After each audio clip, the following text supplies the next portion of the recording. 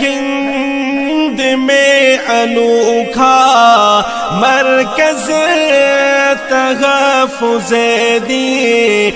اعوذ باللہ من الشیطان الرجیم، بسم اللہ الرحمن الرحیم۔ والذین یکنزون الذهب والفضة ولا ينفقونها في سبیل اللہ فبشرهم بعذاب علیم یوم یحمى علیہا فی نار جہنم فتکوی بها جباہهم وجنوبهم وظہورهم هذا ما کنزتم لانفسکم فذوقوا ما کنتم تکنزون۔ اور وہ لوگ جو سونا اور چاندی کو جمع کر کے رکھتے ہیں اور ان کو اللہ کی راہ میں خرچ نہیں کرتے، یعنی زکوٰۃ نہیں نکالتے، سو آپ ان کو ایک بڑی دردناک سزا کی خبر سنا دیجیے، جو کہ اس روز واقع ہوگی کہ ان کو دوزخ کی آگ میں تپایا جائے گا، پھر ان سے لوگوں کی پیشانیوں اور ان کے کروٹوں اور ان کی پشتوں کو داغ دیا جائے گا۔ یہ وہ ہے جس کو تم نے اپنے واسطے جمع کر کے رکھا تھا، سو اب اپنے جمع کرنے کا مزہ چکھو۔ اس آیت کریمہ کے اندر اللہ رب العزت نے زکوٰۃ ادا نہ کرنے پر وعید نازل فرمائی ہے، یعنی زکوٰۃ نہ ادا کرنے والوں کو بڑا دردناک عذاب ہوگا، اور یہ اس دن ہوگا جب کہ ان کے جمع کیے ہوئے سونے چاندی کو جہنم کی آگ میں تپایا جائے گا، پھر اس سے ان کی پیشانیوں، پہلوؤں اور پشتوں پر داغ دیے جائیں گے،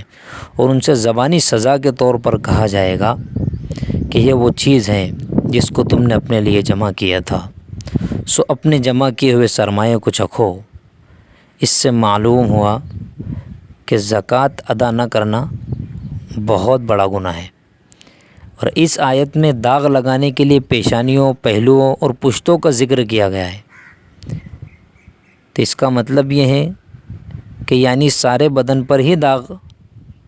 داغا جائے گا، یا تو ان تین چیزوں کو خاص طور پر اس لیے بیان کیا ہے کہ بخیل آدمی جو اپنا سرمایہ، اپنا مال اللہ کی راہ میں خرچ نہیں کرتا، جب کوئی سائل یا زکوٰۃ کا طلبگار اس کے سامنے آتا ہے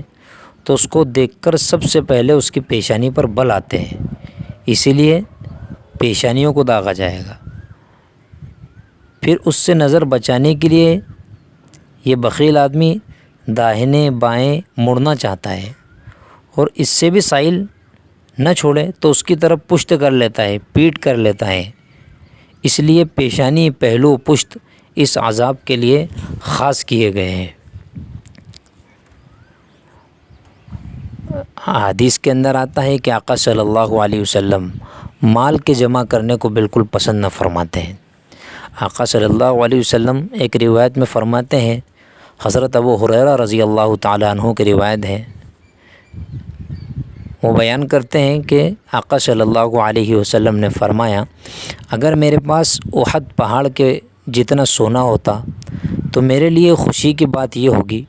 کہ مجھ پر 3 راتیں اس حال میں نہ گزرے کہ اس سونے میں سے کچھ بھی میرے پاس موجود ہو، سوائے اس چیز کے جو ادائے دین کے لیے میں رکھ چھوڑوں، یعنی قرضے کی ادائیگی کے لیے جو کچھ میں نے رکھ لیا بس وہی میرے پاس رہیں، باقی سب میں اللہ کے راستے میں خرچ کر دوں۔ اور احادیث کے اندر خرچ کرنے والوں کی بڑی فضیلت آئی ہے، اور ایک حدیث کے اندر یہ بھی موجود ہے کہ خرچ کرنے والے کے حق میں فرشتے رحمت کی دعا کرتے ہیں، اس کے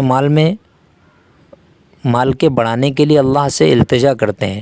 اور نہ خرچ کرنے والے کے لیے بد دعا کرتے ہیں۔ روایت موجود ہے،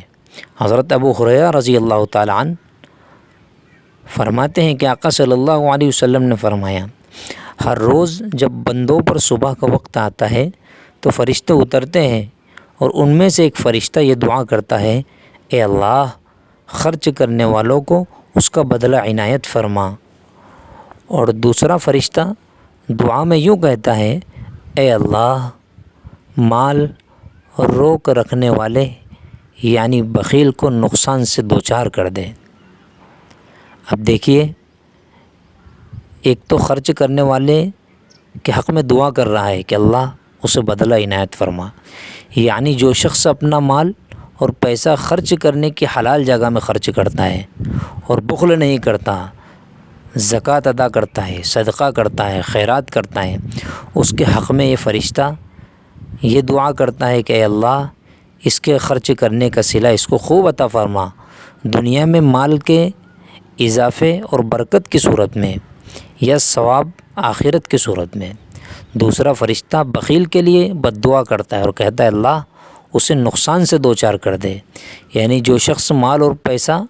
جوڑنے جمع کرنے کے چکر میں بخیلی کرتا ہے، کنجوسی کرتا ہے یا خرچ کرتا ہے تو بے محل جگہ خرچ کرتا ہے، ناجائز جگہ میں خرچ کرتا ہے، اس کے بارے میں دوسرا فرشتہ یہ دعا کرتا ہے کہ اے اللہ اس کا مال تلف کر دے، ہلاک کر دے، اس کا سارا مال ضائع کر دے یا اس کے مال میں کمی اور بے برکتی کو ڈال دے۔ اور بھی بہت ساری احادیث میں زکوٰۃ نہ ادا کرنے پر بڑی وعید آئی ہے، اور زکوٰۃ ادا کرنے کے بے شمار فائدے ہیں، جیسے کہ احادیث میں آتا ہے کہ زکوٰۃ کی ادائیگی کی وجہ سے مال بڑھ جاتا ہے،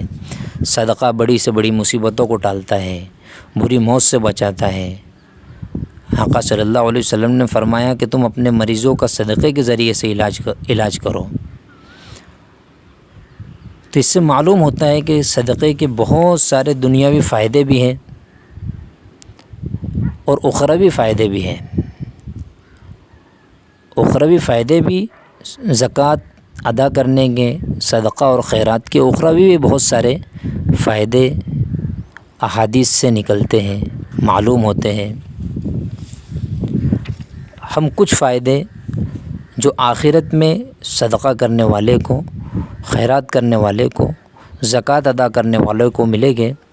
اس کو بالترتیب شمار کرتے ہیں۔ نمبر 1 روپیے کے بدلے میں 700 گنا اجر مقرر ہے، اور اخلاص وغیرہ کی وجہ سے اس میں زیادتی کا بھی وعدہ ہے، جیسے کہ سورہ بقرہ میں اس کی طرف اشارہ موجود ہے۔ دوسرا، زکوٰۃ اور صدقے میں خرچ کرنا گویا کہ یہ اللہ کے ساتھ تجارت کرنا ہے، جس میں کسی نقصان کا کوئی اندیشہ نہیں ہے۔ نمبر 3، صدقہ قیامت کے دن ہمارے لیے حجت بنے گا۔ نمبر 4، زکوٰۃ اور صدقے کی ایک کھجور معمولی حصہ ہے۔ ایک کھجور کو اللہ تعالیٰ اپنے ہاتھ میں لیتا ہے اور اس کی اس طرح پرورش فرماتا ہے جیسے انسان اپنی اونٹنی کے بچے کی پرورش کرتا ہے، تہاں آ کے وہ چھوٹی سی کھجور اللہ تعالیٰ کے یہاں بڑے پہاڑ کے برابر تک پہنچ جاتی ہے۔ 5واں فائدہ، جو شخص زکوٰۃ اور صدقہ ادا کرنے والا ہوگا اس کو جنت کے خاص دروازے باب الصدقہ سے جنت میں داخل کیا جائے گا۔ نمبر 6، 7 قسم کے حضرات میدان محشر میں عرش خداوندی کے سائے میں ہوں گے، انہی میں سے ایک وہ شخص ہوگا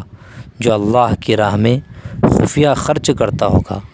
اس طرح کہ داہنے ہاتھ سے دے تو بائیں ہاتھ کو بھی خبر نہ ہو۔ نمبر 7، یہ صدقہ قیامت کے دن ہمارے لیے سائبان ہوگا، لہٰذا پورے اہتمام کے ساتھ صدقہ زکوٰۃ ادا کریں اور زیادہ سے زیادہ اللہ کے اس حکم پر عمل کرنے کی کوشش کریں۔